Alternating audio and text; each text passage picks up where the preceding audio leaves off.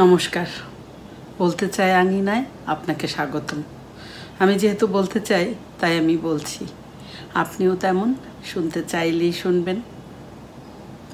প্রসঙ্গে আসি।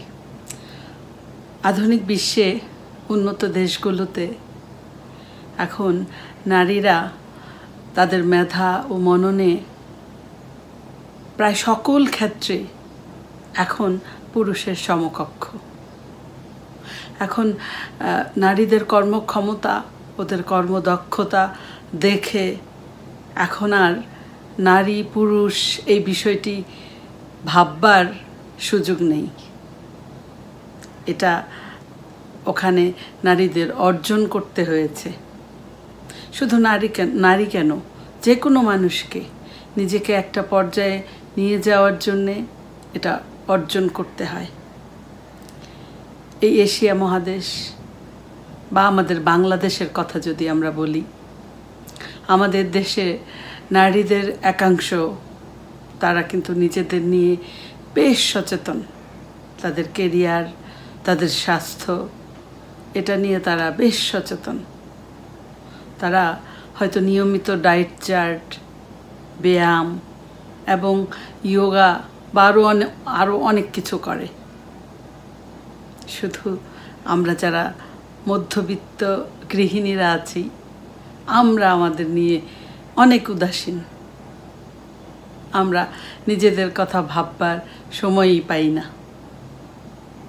আপনি সামান্য পচা বাসি খাবারের কথাই ভাবুন না কেন, হয়তো টেবিলে সেই আগের দিনের পচা বাসি খাবারটা রাখা আছে, পরিবারের অন্য সদস্যরা সেটা দূরে সরিয়ে দিচ্ছে, কিন্তু আমরা সেটাকে ইচ্ছে না থাকলেও গলাৎকরণ করছি। কারণ কি? কারণ হচ্ছে আমাদের মায়া লাগে। আমরা এক একজন যেন মায়ার সিন্ধুক। কি হবে এত মায়া করে?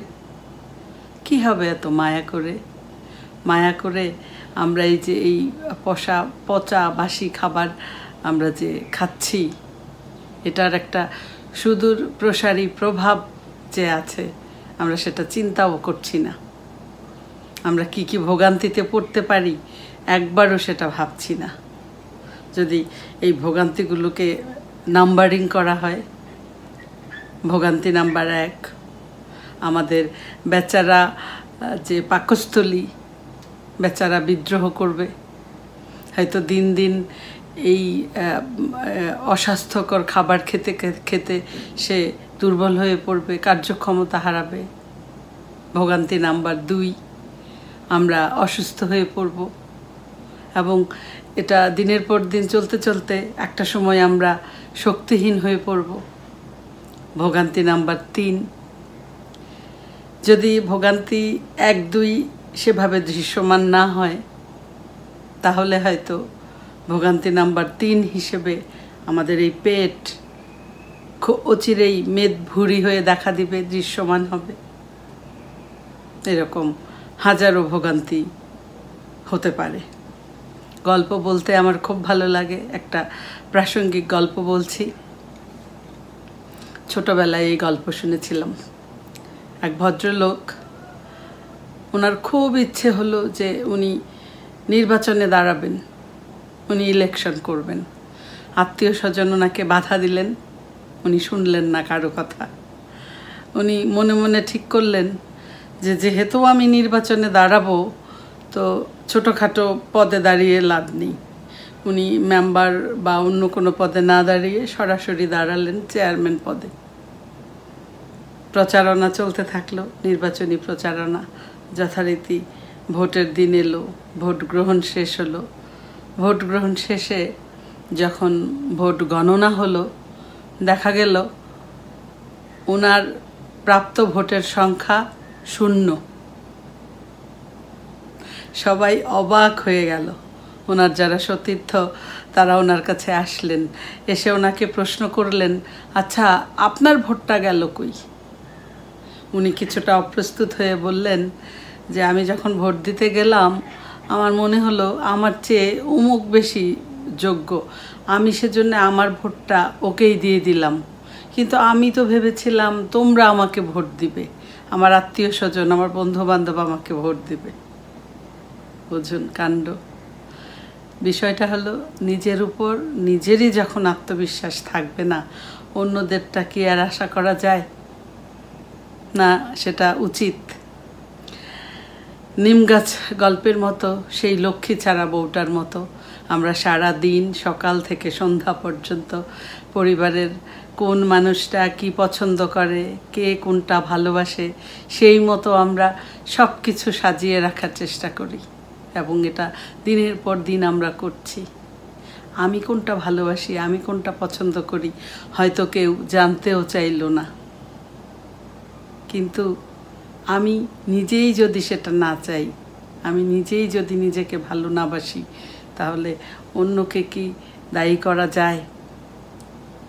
এই লক্ষ্মী ছাড়া বউটার মতো আমরা যদি সারাটা জীবন কাটিয়ে দিই, তাহলে তো আসলে জীবনের আসল আনন্দ, আসল সৌন্দর্য আমরা বুঝতেই পারবো না। তাই আজ থেকে আমি বলছি যে আমরা সবাইকে ভালোবাসবো, সাথে নিজেকেও একটু ভালোবাসবো। ভাবুন না আপনি সবার কথা, কিন্তু তারপর নিজেকে নিয়েও একটু ভাবুন, একটু যত্নশীল হই আমরা। সবাই যখন টেবিলে বসে বাসি তরকারি, পচা তরকারিটা সরিয়ে দিচ্ছে, আমরা কেন মায়ার সিন্ধুক হয়ে সেটা ভেতরে চালান করব? আমরাও সরিয়ে রাখবো, কারণ আমরাও আমাদের সম্পর্কে সচেতন। এভাবে যদি নিজেদের সম্পর্কে আমরা একটু সচেতন হই, আপনি কিছুদিন পরেই একটা অদ্ভুত পরিবর্তন দেখতে পাবেন নিজের মধ্যে। দেখবেন আপনার আত্মবিশ্বাস বেড়ে যাচ্ছে, আপনি হয়ে উঠছেন একজন আত্মবিশ্বাসী মানুষ। এবং এই যে পরিবর্তন, এটা কিছুদিন পর পরিবারের অন্যান্য সদস্যরাও বুঝতে পারবেন। দেখবেন যে তারাও আপনাকে এখন আর গুরুত্ব না দিয়ে পারছে না। এভাবে আমরা আমাদের নিজেদের মধ্যে এই পরিবর্তনটা নিয়ে আসতে পারি। আমরা নিজেদের মধ্যে এই বোধ তৈরি করতে পারি যে এখন থেকে আমরা যেটা আমাদের জন্য ক্ষতিকর, সেটা পচাবাসি খাবার যাই হোক না কেন, যে কোনো কিছু যেটা আমাদের জন্য ক্ষতিকর, আমরা সেটা বর্জন করব। তাই আসুন আজ থেকে আমরা বলি, ময়লা পেটে নয়, আমরা ফেলবো ডাস্টবিনে। সবার শুভ বুদ্ধি উদয় হোক। এতক্ষণ ধৈর্য সহকারে আমাকে শোনার জন্য আপনাদেরকে অসংখ্য ধন্যবাদ। আবারও দেখা হবে আগামীকাল রাত 8টায় নতুন কোনো বিষয় নিয়ে। ততক্ষণ সবাই ভালো থাকুন, সুস্থ থাকুন। শুভরাত্রি।